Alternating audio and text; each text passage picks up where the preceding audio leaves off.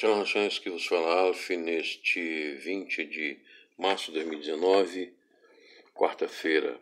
Vamos falar um pouco sobre o dispensacionalismo, a era que nós vivemos. Fiz um texto, vou ler para os senhores e comentar alguma coisa. Darby e os outros e calvinistas em geral. Crescei na graça e conhecimento de nosso Senhor Jesus Cristo, 2 Pedro 3,18. Estou eu aprendendo muito nesses estudos de dispensacionalistas americanos esses dias, graças a Deus. O apóstolo Pedro nos exorta a crescer no conhecimento de Jesus, portanto não devemos temer o crescimento deste estudo, especialmente com o crescimento do conhecimento pessoal e amoroso do Espírito Santo de Jesus e da Palavra de Deus. Temos hoje muitos bons estudos e vídeos de pregadores famosos e conhecidos da operação do Espírito Santo de Jesus, e este conhecimento que já temos em nosso ministério é confirmado pelo ministério de evangelistas como Graham, o pregador da auréola de luz sobre a cabeça. Esta luz está sobre mim também, e a vejo em orações especiais, e deveria ser mesmo assim, pois Jesus é o mesmo hoje, ontem e sempre.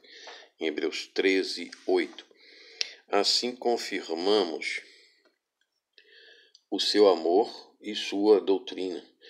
A verdade da profecia está em luta hoje pelo mundo afora, e o ataque ao dispensacionalismo é forte.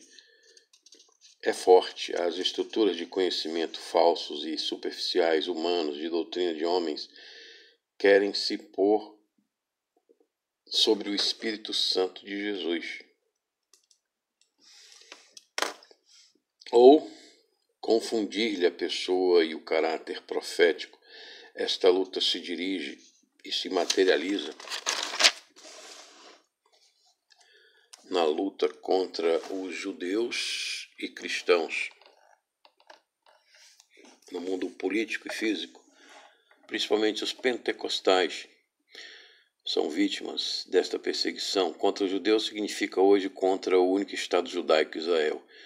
E é o mesmo espírito maligno do anticristo que possuía Hitler. Contra os cristãos predomina o espírito do cinismo acadêmico, da falsa ciência e do satanismo monetário. Vivemos dias terríveis. A humanidade geme sob ameaças de guerras nucleares e falta de renda, comida, remédio e emprego, como no Brasil, Venezuela e mundo afora, sem contar a imperdoável agressão às crianças e jovens e a completa perdição das mulheres. Jesus nos socorra. Num mundo assim, o ataque à verdade é feroz. E tanto da carne pecadora, nos carnavais, nos passeatas de orgulho gay, que vemos por aí em todos os países quase, como dos espíritos malignos, como vemos essas invasões islâmicas da Europa. Por isso devemos ensinar a verdade da palavra e defender as boas ferramentas teológicas que Deus, na sua misericórdia, nos deu. Uma dessas boas ferramentas está na interpretação histórico-gramatical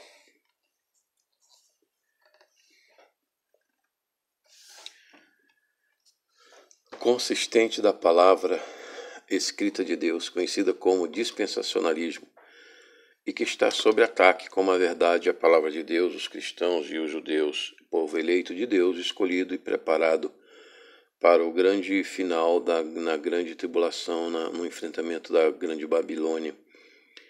A outra verdade, em princípio, está no conhecimento pessoal de Jesus e de seus milagres pelos anjos e pelo seu Espírito Santo, expirado por Jesus e pelo Pai, que habita em nós. 1 Coríntios 6. Os milagres pentecostais e angelicais devem ser consistentes com a boa hermenêutica da doutrina, pois, como diz Tomiás, a heresia e a apostasia são a doutrina errada, que vem de uma filosofia teológica errada e a prática pecaminosa.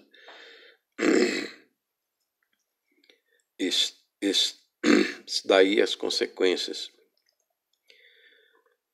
Por isto devemos nos corrigir e ajustar sempre, mas também testemunhar sempre os acertos e as certezas da profecia e da teologia sã. 2 Timóteo 1, 6, 11. Então, nesse pequeno texto, eu venho fazer aqui algumas colocações sobre a necessidade de nós estarmos firmes defendendo a fé e defendendo a doutrina da exegese gramatical histórica chamada dispensacionalismo, do qual Darby é um dos seus mais famosos aplicadores no método teológico chamado dispensacionalismo, que não é de Darby, mas é bem anterior, é bem mais antigo. Vem do profeta Jeremias, comparar o dito profético dos profetas anteriores, no caso Isaías. Jeremias, quando defrontando Ananias, dizia que Ananias era um falso profeta porque ele não trazia as considerações e as profecias. Profecia é história do futuro dos profetas antigos. Então devemos ser consistentes com as profecias dos profetas antigos, com a profecia dos apóstolos, que se cumprem hoje, que se cumprirão depois, como o Apocalipse. Portanto, cuidado com pregadores que não pregam no Apocalipse, ou seja, na história do futuro que vai se cumprir. Desse futuro é a conversão na grande tribulação de Israel e o arrebatamento da igreja. Por isso, essas duas doutrinas hoje tomam um foco e uma importância muito grande e não devemos desprezá-la de maneira alguma. É um sintoma de uma doutrina de uma igreja doente e de uma pregação doente quando ela não tem estudos sobre o Apocalipse, sobre a profecia, sobre o desenrolar da história do futuro que nós caminhamos.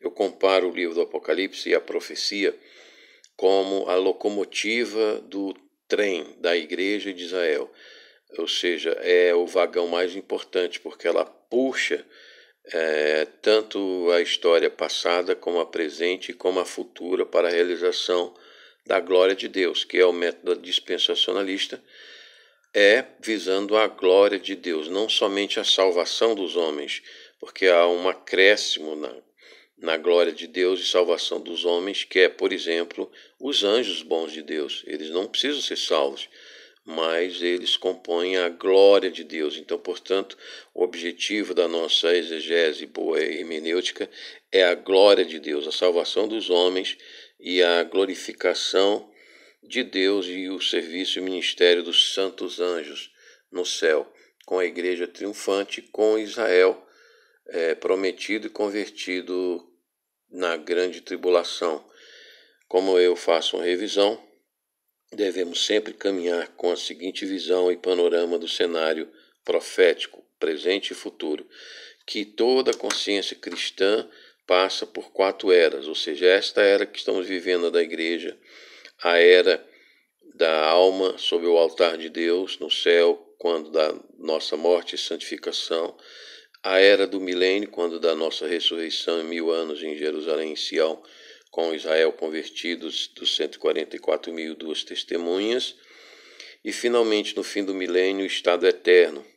Então esta visão e esse cenário deve acompanhar toda a nossa interpretação, toda a nossa profecia, toda a nossa pregação. Essas 4 eras da consciência cristã devem ser ensinadas e colocadas como arcabouço, como a moldura de toda a nossa pregação, para que as pessoas se orientem, conheçam o Espírito Santo no peito, no coração, em paz e tenham paz e saúde. Abençoe-os Deus Pai Todo-Poderoso, Pai, Filho e Espírito Santo. Esse que Jesus falou, Alfe, Ministério Igreja de Jesus, oferecimento. A paz e a graça do Senhor Jesus. Até a próxima oportunidade, pois esse tema é vasto e faremos outra com a graça de Deus. Outra continuação. Fica na paz do Senhor.